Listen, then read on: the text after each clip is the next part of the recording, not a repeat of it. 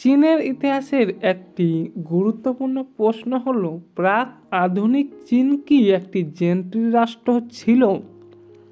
এই প্রশ্নটির একটি গ্রহণযোগ্য উত্তর নিয়ে আজকের এই আলোচনা। তো প্রশ্নটির অ্যান্সার হয়ে যাবে হ্যাঁ, প্রাক আধুনিক চীনকে একটি জেন্ট্রি রাষ্ট্র হিসেবে বিবেচনা করা যেতে পারে। জেন্ট্রি শব্দটির দ্বারা বোঝায় এমন একটি সামাজিক শ্রেণী যারা সরকারি পরীক্ষায় উত্তীর্ণ হয়ে সরকারি চাকরিতে যোগদান করত। এই শ্রেণীর লোকেরা তাদের শিক্ষা ও সামাজিক মর্যাদার কারণে সমাজে একটি বিশেষ স্থান অধিকার করেছিল। চীনে কনফুসিয়াসবাদী দর্শন প্রচলিত ছিল এবং জেন্ট্রি শ্রেণী এই দর্শনের অনুসারী ছিল। তারা সমাজের নেতৃত্ব দিত এবং রাজনৈতিক ও সামাজিক ব্যবস্থার উপর গভীর প্রভাব ফেলত। এবার দেখে নিই প্রাক আধুনিক চীনে জেন্ট্রি রাষ্ট্রের বৈশিষ্ট্য।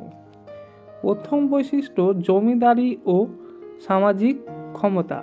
জেন্ট্রি শ্রেণী ভূমির মালিক ছিল এবং কৃষকদের শ্রমের উপর নির্ভর করত। তারা সামাজিকভাবে উচ্চ মর্যাদা প্রাপ্ত ছিল। প্রশাসনিক কর্তৃত্ব। সরকারি প্রশাসনে তাদের গুরুত্বপূর্ণ ভূমিকা ছিল। তারা স্থানীয় পর্যায়ে শাসন পরিচালনা করত এবং কেন্দ্রীয় সরকারের প্রতি আনুগত্য প্রদর্শন করত। সাংস্কৃতিক নেতৃত্ব। তারা কনফুসিয়াসী নীতিতে অভিজ্ঞ ছিল এবং সমাজে আদর্শ ও শৃঙ্খলা বজায় রাখার জন্য তাদের দায়িত্ব ছিল।